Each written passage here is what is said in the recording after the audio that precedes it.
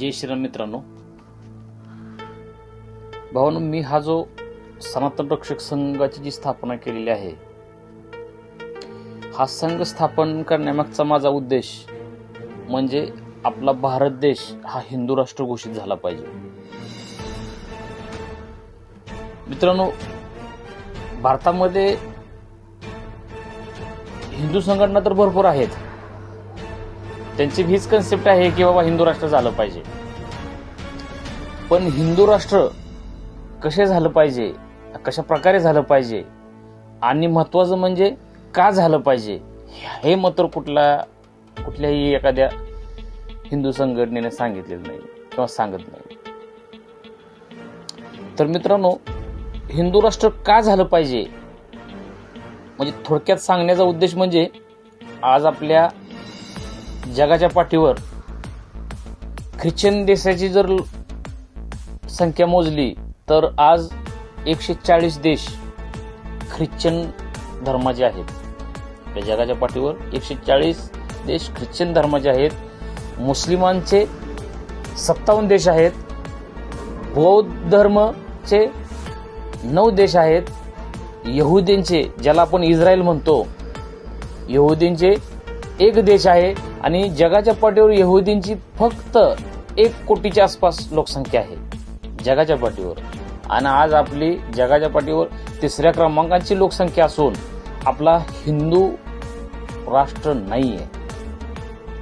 मित्रांनो, एकमात्र हिंदू राष्ट्र होतं ते नेपाळ. 2006 मध्ये जेव्हा जन आंदोलन झालं तेव्हा त्याच्या आधी नेपाळ हे एक हिंदू राष्ट्र होतं.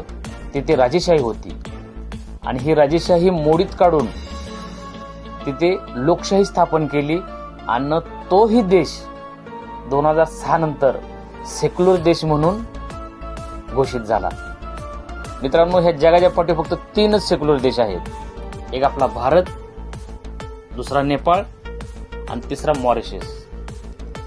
मित्रांनो, इतर बाकीचे देश आहेत त्या देशामध्ये म्हणजे आपला भारत देश हा हिंदू राष्ट्र का झाला पाहिजे याचा मेन उद्देश म्हणजे बाकीच्या देशांमध्ये ज्या ज्या देशाच्या नावाने तो देश जो रजिस्ट्रेशन आहे त्याचा की हा बाबा ख्रिश्चन देश आहे, तर तिथे ख्रिश्चनचेच कायदे जास्त अंमलात असतात आणि ख्रिश्चनना बेनिफिट जास्त असतो. आणि जर इतर धर्मी जो तिथे राहणार असतो तर त्याला त्यांच्या अनुषंगाने त्याच्या कायद्यानुसार राहावं लागतं, त्याच्या कायद्यानुसार ते रहनसहन करावं लागते. मग आपला देश सेक्युलर असल्यामुळे आपल्या देशात जे काही धर्माचे लोक आहेत त्या धर्माचा प्रचार करणं, त्या धर्माच्या अनुषंगानं राहणं, हे सगळ्यांना समान अधिकार दिले गेलेले आहेत. तर मित्रांनो, ज्यावेळेस 1947ला विभाजन झालं, हे भारत आणि पाकिस्तान हे धर्माच्या आधारावरती विभाजन झालं. आणि धर्माच्या आधारावर विभाजन झाल्यानंतर पाकिस्तान हा इस्लाम देश झाला आणि भारत हा हिंदू राष्ट्र न होता, हिंदू देश न होता, तो सेक्युलर झाला. म्हणून मित्रांनो, मला ह्या गोष्टीसाठी आज तुम्ही जर पाहिलं जगाच्या पाठीवरती तर आपला एकही हिंदू देश नाही. उद्या जर वर्ल्ड वॉर झाला किंवा गृहयुद्ध झालं तर आपले हे हिंदू लोक कुठे जातील मला सांगा. म्हणून हिंदूंचे कायदे अंमलात आणण्यासाठी किंवा हे हिंदूंच्या अनुषंगानं चालण्यासाठी हा हिंदू राष्ट्र होणं अतिशय गरजेचं आहे. मित्रांनो, अजून एक गोष्ट सांगायची म्हटलं तर जे इस्लाम धर्माचे आहेत त्यांना लहानपणापासून कुराणचं शिक्षण मदरशा माध्यमातून किंवा त्यांच्या मस्जिदीमध्ये त्यांना दिलं जातं आणि त्यांना धर्माचं महत्त्व शिकवलं जातं की धर्म त्यांचा कशा प्रकारे श्रेष्ठ आहे.